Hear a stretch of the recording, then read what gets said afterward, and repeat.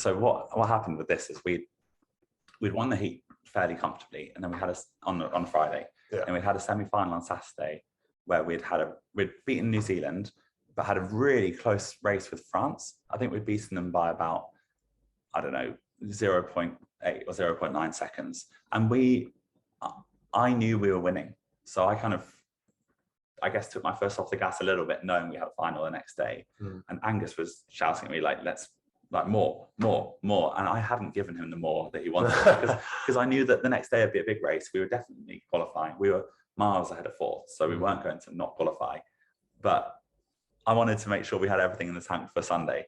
But of course, because we'd had a close race with France, I was really nervous for another one. I thought Did you win the semi? We did win the semi, but it must have been by a canvas or something. Yeah. But yeah, we went off as hard as we could, as always, for a start. But I'm pretty sure, I think Germany were really quick at getting out of the blocks in these sort of races, which was frustrating because we knew we were better than Germany. We knew we were faster than them. But they would they've done it. There we go. They just, I don't know what they did, because I don't even think they were taking more strokes than us. But yeah, we're here in 5th place. But what our strategy was in this double was to kind of get to our race pace quite early, but make sure our race pace was something that no one else could match. So whilst they might lead us, we'll eventually overtake them.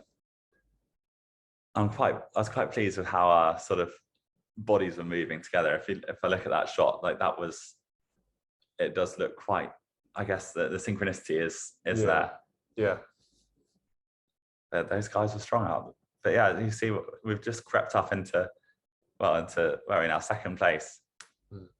What you can see so well is how the boat responds to your rowing. Like, you can see how you pick it up on the rise really, really well, and how that stern, you almost lifts and you catch it at that point. Well, that's it. You can see the bow lifting out of the boat as well, can't you? Out of the water.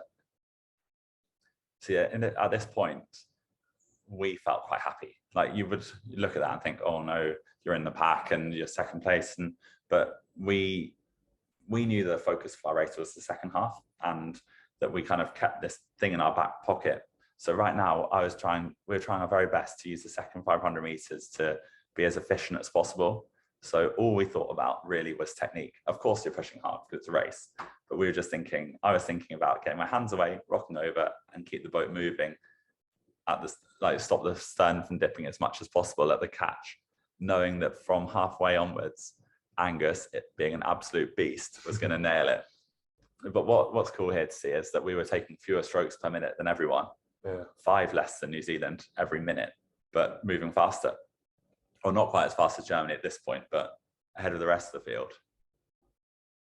But I think you can see later on in this race, you probably see a shot where we have some white bits of tape on our blades, on the shaft of our blades. Yeah, and got 3, I think. Yeah, and we were trying our very best in training to practice keeping our blades as shallow as possible. Right. So that when we were applying that power, it was all making us go forwards rather than up and down.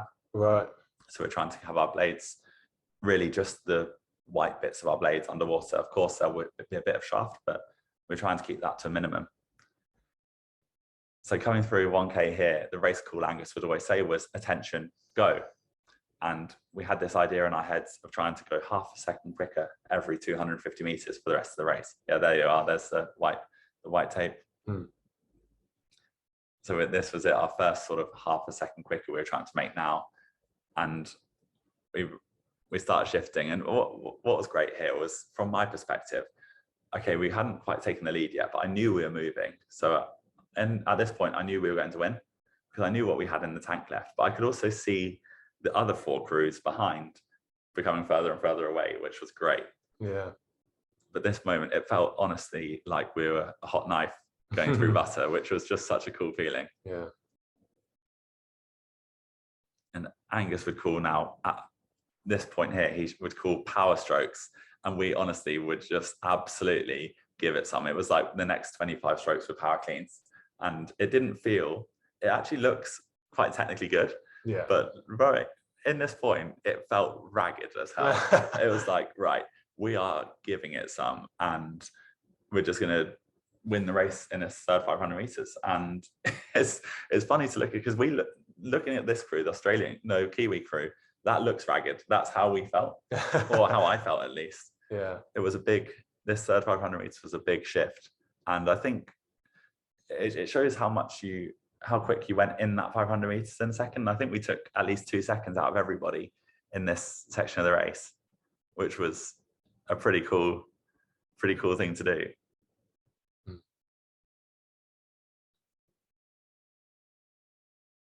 But by now I was pretty tired because it was a big shift, and you still have over a minute and a half left of the race. So this, I think, is where the sort of technical efficiency from the second 500 meters really paid off, because it was like, right, we got to halfway in good shape. We probably put the effort of a final 500, almost a final 500 into the third 500 meters. Yeah. And now we just need to row as well as possible to try and hold on to the boat speed. As you can see the grimaces there. Yeah. It was a brave thing to have to do, because we didn't always have the best sprint finish, me and Angus. So it was better. We felt better to kind of get into the last bit of the race ahead than have to try and row through people. And you can see that, these crews are starting to catch each other up, and they do start catching us back up, but it was too late. Yeah. But we were like, my forearms were screaming at me by this point. It was just, when will this thing end? But we'd been training very well, and what me and Angus had done quite happily was all our training sessions were very focused. We knew exactly what we wanted to get out of each session, and it was very clear each session had a briefing. We'd do it, we'd have a debrief, and then the briefing for the next session was a follow-on from the previous debrief. It was, okay, last session we did this really well, great, we're going to consolidate that, or we did that really well, but we want to do this. And it was always really clear. Not every session was trying to, not every session we were trying to sort of reinvent the wheel. It was always, let's just build a tiny bit on what we did last time. But yeah, we were in a lot of pain by now, but it was a really awesome feeling to win like that against the rest of the world. Yeah. It was even cooler that my dad was there in the stands for that one. Nice. So that was really cool to be able to go and see him. Yeah. So what I'm going to do now is just offer a bit more of a coach's analysis on the way that Jack and Angus and why they sort of were rowing so well, and why I thought technically was one of the biggest things that contributed to their really, really good boat speed. So if we look here, and just first of all, just looking at the way the boat is moving, sort of up and down in the water. So I actually really, really like this.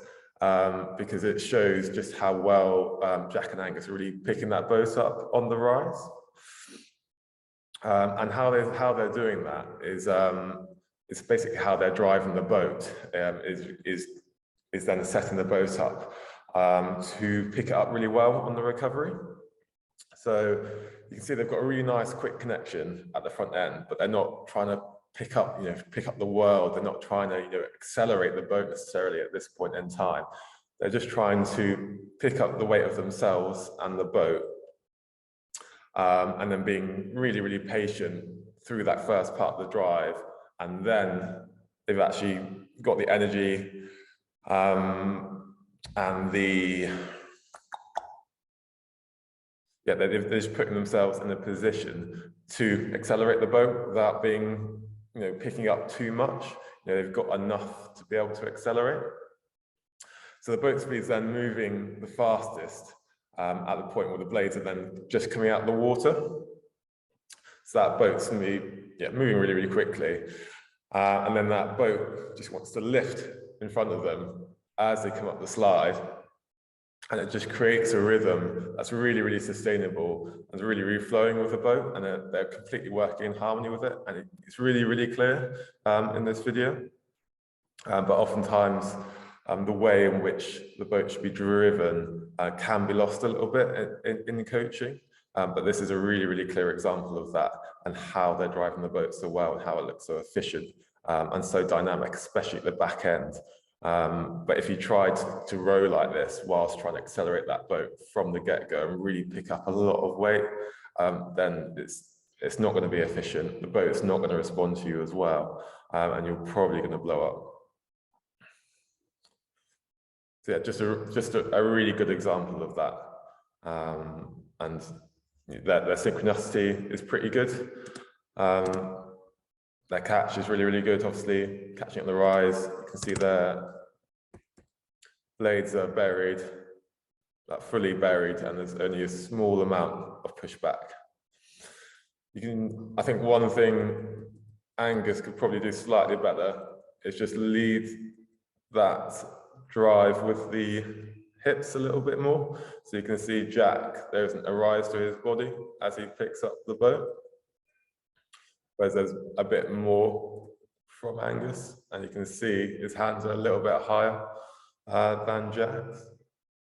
So his blades are a little bit deeper in the water, and it just impacts that synchronicity a little bit more when they're rowing. So I think that would be one of the main sort of things I would coach him if I was coaching this crew to improve on. And then you can see Angus has actually got quite nice flat hands when he's taking his blades out the water. And you could hear Jack talking about his forearms blowing up through the race, where Jack's really quite bent. So if he was just a little bit more skillful with his hands, and he was able to almost roll the blade of the blade handle out with his fingers and his thumb, he'd probably just be able to grip a little bit less with his forearms and just take that element of pain away in the end of the race. So those would be the two things I think this crew could improve on, but they're doing so many key things really, really well. That's why they're moving so well. And again, those small things to improve on would be, again, very, very small, and probably would only affect the boat speed a tiny bit, whereas the stuff that they're doing well is really, really key contributors to that really good boat speed. If you enjoyed the video, yeah, I learned a lot from watching this crew. They do some key things so well. And yeah, if you like the video, feel free to subscribe. There's going to be lots more content like this coming up. And yeah, if you want to know a little bit more about rowing content, what I do, there's some links in the description to have a look around and see what's what. Yeah, cheers.